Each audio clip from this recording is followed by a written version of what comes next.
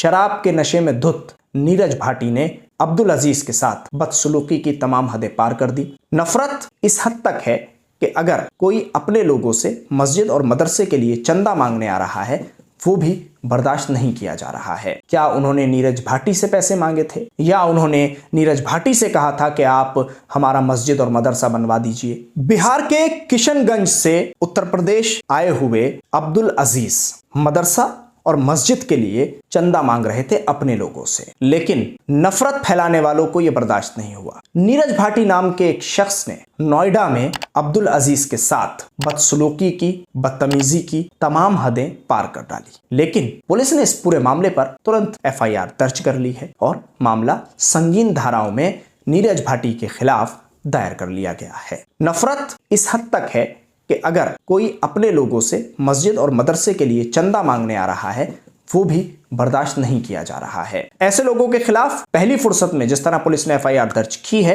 यही काम पहले ही फुर्सत में हो जाना चाहिए, ताकि इन लोगों के हौसले इतने ना बढ़ सकें कि ये फिर उस काम को और आगे बढ़ाएं।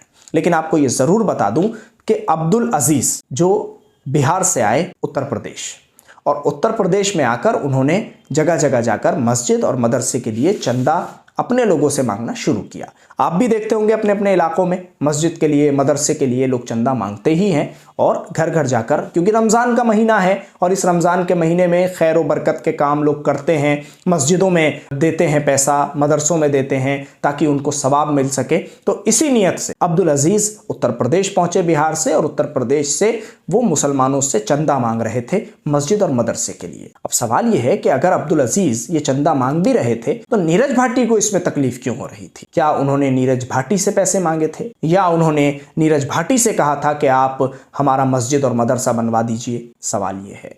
लेकिन नीरज भाटी ने जो कुछ किया, खबरों के अनुसार ये पता चल रहा है, सूत्रों के अनुसार भी ये चीजें सामने आ रही हैं सोशल मीडिया पर, कि शराब के नशे में धुत नीरज भाटी ने अब्दुल अजीज के साथ बदसलूकी की तमाम हदें पार कर दी, उनको गाली गलौज की, उनके साथ अपशब्द जिनका प्रयोग किया और उसी के साथ साथ उनकी दाढ़ी को भी नोचा। ये तमाम चीजें जो सोशल मीडिया पर इस वक्त आम तौर पर चल रही हैं वो हम आपको बता रहे हैं, लेकिन पुलिस ने भी इसकी पुष्टि की है कि बदसलूकी की गई है अब्दुल अजीज के साथ और इस मामले में धाराएं दर्ज कर ली गई हैं।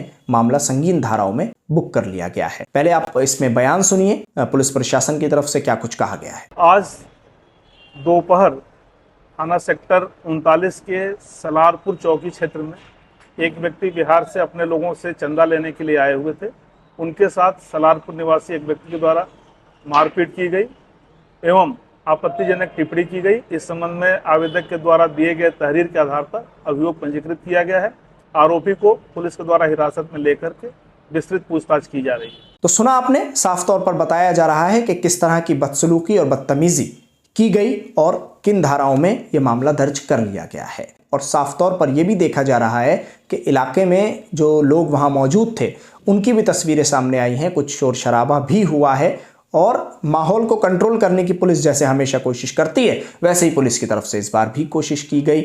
लेकिन नीरज भाटी के खिलाफ एफआईआर दर्ज होना अच्छी बात है, मगर क्या पुलिस प्रशासन, खासतौर से नोएडा पुलिस, इस बात पर कोई आश्वासन देगी कि सख्ती से पुलिस इस तरह के जो एंटी सोशल एलिमेंट्स हैं उनसे निपटने में कामयाब हो रही है? क्या पुलिस इस बात पर कोई दावा करती है कि इस तरह की हरकत करने वाले लोगों पर पुलिस की तरफ से जो शिकंजा कसा जा रहा है वो काफ़ी है और आइंदा इस तरह की हरकतें करने वालों को एक बड़ा परिणाम भुगतना पड़ेगा? क्या नीरज भाटी के ऊपर पुलिस ने जो एफआईआर में धाराएं लगाई हैं वो काफ़ी हैं इस तरह की हरकत करने वाले के खिलाफ? क्योंकि इन चीज़ों से देश का जो माहौल है वो बिगड़ता है।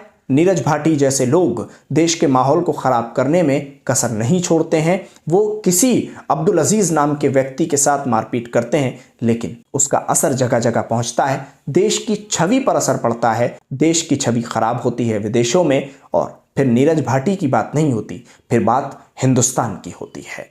तो क्या मौजूदा सरकारें और ख़ास तौर से एंटी सोशल एलिमेंट्स पर लगाम कसने वाले वो लोग जिनके ऊपर ये जिम्मेदारी आती है, जिसमें तमाम इंटेलिजेंस हैं, जिसमें एजेंसियां हैं, जिसमें पुलिस प्रशासन है, जिसमें सरकार है, वो इस पर कड़े तौर पर निपटने के लिए खुद को तैयार समझ रहे हैं कि हम इन असामाजिक तत्वों पर, एंटी सोशल एलिमेंट्स पर ऐसा कड़ा एक्शन लेंगे कि आइंदा किसी की हिम्मत ना हो सके कि कोई किसी भी समुदाय के मानने वाले पर इस तरह का हमला कर सके या उसके मजहब को टारगेट कर सके, और आपसी प्यार और भाईचारा और आपसी मोहब्बत उसको किसी भी तरह से कोई नुकसान पहुंचा सके। फिलहाल इस खबर में इतना ही। शुक्रिया हमारे साथ इस खबर पर जुड़ने के लिए। अगर अभी तक चैनल को सब्सक्राइब नहीं किया है तो सब्सक्राइब जरूर करें, बेल आइकन जरूर दबाएं, और फेसबुक पर अगर आप हमें देख रहे हैं तो पेज को लाइक करें, और इंस्टाग्राम पर देख रहे हैं तो पेज को फॉलो करें। धन्यवाद।